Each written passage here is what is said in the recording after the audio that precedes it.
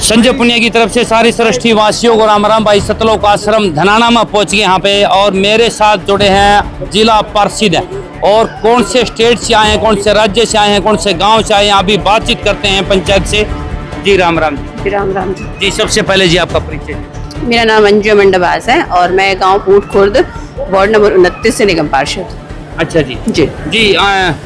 जब आप जिला पार्षद अब भी हो जी जी। तो देखिए आप भी सामाजिक कार्य बहुत कर रहे होंगे जी, तो पूरी दुनिया में आपने भी करे होंगे, देखे भी होंगे, दादे परदादा के टाइम पर भी देखे होंगे, परंतु आज विश्व में संत रामपाल जी महाराज जी सामाजिक कार्यों की लाइन लगा दी है, इसके बारे में क्या कहना? बहुत अच्छा मुझे लगा है और उन्हीं चीज़ों से प्रेरित होकर ही मेरा आज यहाँ पर आना हुआ है। आज मैं फर्स्ट टाइम यहाँ पर आई हूँ और जिस प्रकार से महाराज जी लगातार दीन दुखियों की सेवा कर रहे हैं, किसानों की हेल्प करते हैं, बच्चों की विशेषकर से लड़कियों की शिक्षा दीक्षा के लिए और लगातार उनकी स्कूली शिक्षा के लिए उनके आने जाने की व्यवस्था करते हैं, लोगों के घरों तक अन्न पहुंचाने का काम करते हैं। तो बहुत अच्छी समाज सेवा वो लोगों के लिए कर रहे हैं और लगातार उनका प्रयास रहता है कि समाज के हर वर्ग तक अपनी सुविधाएं पहुंचाने का काम किया जाए। अच्छा जी।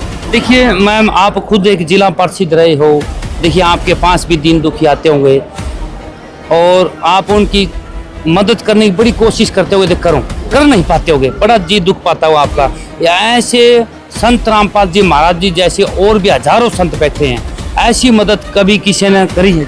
नहीं, मैं यही कहना चाहूँगी कि जिस प्रकार संत राम महाराज जी अपने लोगों की हेल्प करते हैं, इसी प्रकार बाकी के लोगों को भी उनसे सीखना चाहिए कि ज़रूरी है कि हम अपनी संस्कृति का हम अपना प्रचार प्रसार करें, अपने हिंदुत्व को आगे बढ़ाएं, लेकिन साथ ही साथ दीन दुखियों की अगर परमात्मा ने हमें उस लायक बनाया है कि हम लोगों की सहायता कर सकते हैं तो हमें ज़रूर लोगों की सहायता करनी चाहिए, क्योंकि सबसे बड़ी सहायता किसी का तकलीफ को मिटाना है। किसी के घर में अगर हम अन्न पहुंचा पाते हैं, किसी के घर पे छत पे सर पे मकान दे पाते हैं, तो ऐसी सहायता हमें लोगों की अवश्य करनी चाहिए और सबसे बड़ी परमात्मा की सेवा यही मानी जाती है। तो देखिए अभी आप संत रामपाल जी महाराज से मिल के आए हो जी, क्या खास बातचीत हुई?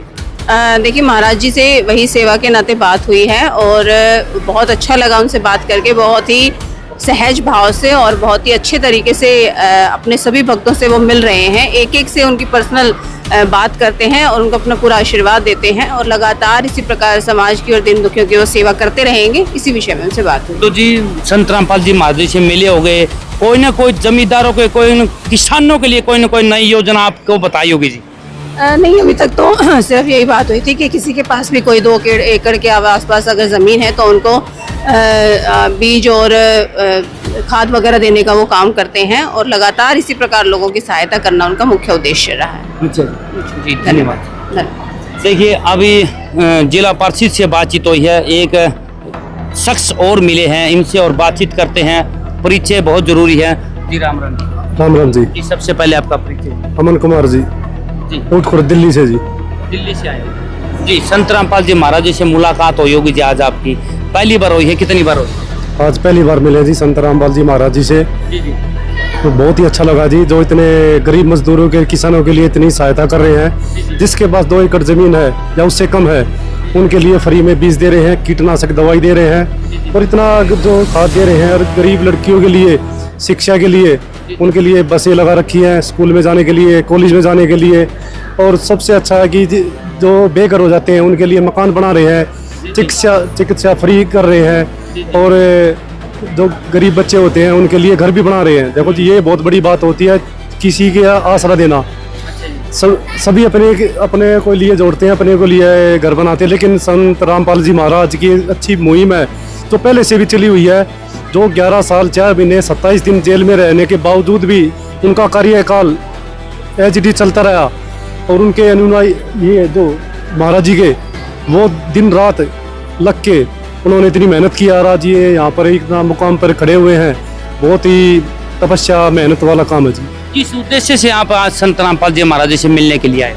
देखो जी, हम तो अंकल जी के माध्यम से जुड़े थे, अपना सतलोक आश्रम है मुंडगा में, वहाँ पर जाते हैं, रेगुलर वहाँ पर जाना होता है। लेकिन अंकल जी ने कहा कि एक बार है ना धनाना जरूर चलेंगे और अंकल जी के माध्यम से आज हम यहाँ पर आए हैं। संत रामपाल जी महाराज गुरु जी के चेहरे पे अलग ही नूर दिखा है और वो किसी हर एक शख्स के अंदर नहीं होता। मैं तो दिल खुश हो गया जी, आज महाराज जी के दर्शन करके बहुत ही अच्छा लगा।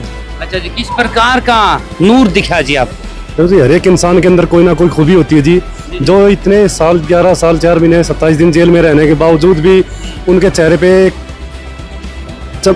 चमक भी नहीं टूट पाई, लेकिन यहाँ आने के बाद वो दिखता है जी कि इंसान के अंदर जो चाहे वो का इंसान कर सकता है। अगर आपको इतने सालों तक अगर जेल में रखा जाए तो आपके साथ शरीर की कैसी तबीयत हो? लकड़ी की तरह हो जाएंगे जी। आदमी इंसान अंदर से टूट जाता है जी। आपको किसी एक इंसान को भी आप घर के अंदर ही बंद कर दो, कमरे में ताला लगा दो। जैसे कोरोना काल में सभी ने देखा था कि किसी को कोरोना हो जाता था तो एक हफ्ते के लिए 10 दिन के लिए वो उसके अंदर छोड़ देते थे उसको, उसकी क्या हालत होती थी। और तो संत रामपाल महाराज जी तो 11 साल 4 महीने 27 दिन रह के आए हैं, लेकिन आज भी उनके चेहरे के अंदर अलग ही नूर है। क्या लगता है संत रामपाल जी को भगवान है या कोई देवता? नहीं, भगवान का कोई ना कोई रूप जरूर है जी। तो इतनी सेवा कर रहे हैं, ये सेवा ही उनको आगे बढ़ा रही है। वरना आज के टाइम में जी कोई भी इंसान है, चाहे मैं हूँ चाहे आप हो, सेवा भावना हर एक इंसान के अंदर नहीं होती जी। वो सेवा भावना ही उनको अलग ही इंसान की उपलब्धि का जी, भगवान की उपलब्धि दे रखी है, जो आज उतना वो काम कर रहे हैं। जी धन्यवाद जी। देखिए, ये थे वह जिला पार्षद दिल्ली से, और संत रामपाल जी महाराज जी से मिलने के बाद ऐसा महसूस होया है कि भगवान का कोई न कोई रूप है। ये जिला पार्षद के नए बयान थे। अगली बार फिर मैं ऐसे ही शख्स से मिलाऊंगा, तो तब तक के लिए धन्यवाद। जय हिंद।